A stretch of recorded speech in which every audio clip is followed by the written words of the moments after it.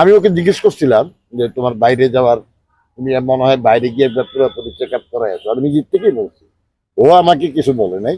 আমি নিজের থেকে ওকে বলছি যে ঈদের পরে এখান থেকে যখন ডিসচার্জ দিবে, ঈদের পরে তুমি বাইরে গিয়ে তোমার তাহলে একটা আউটিংও হলো, তোমার একটু চেক আপ টেক আপ হইলো, তুমি একটু বাইরে থেকে হয়তো সে ঈদের পর পরে যাবে। মানে আহ, মোটামুটি যখন ফ্লাই করার ক্লিয়ারেন্স পাবে আমার মনে হয় তখন সে যাবে। এবং আমাকে জিজ্ঞেস করলো থাইল্যান্ড সিঙ্গাপুর কোথায় বেটার হবে, আপনার কি মনে হয়? আমি তো মনে করি যে আমি তাকে বললাম যে সিঙ্গাপুরে, আমি যদি দুইটাকে তুলনা করতে হয় তাহলে Singapore is much better then Thailand. তবে সার্বিক দিক মিলে আমার কাছে ওকে বেশ স্টেবল মনে হয়েছে। আলহামদুলিল্লাহ, তার নিজেরও কোনো কমপ্লেন নেই। ডাক্তাররাও বলছে যে হি ইজ ভেরি ম্যাম, ডাক্তারের সাথেও আমি কথা বলছি যেহেতু এই হসপিটালের সঙ্গে আমি জড়িত আছি।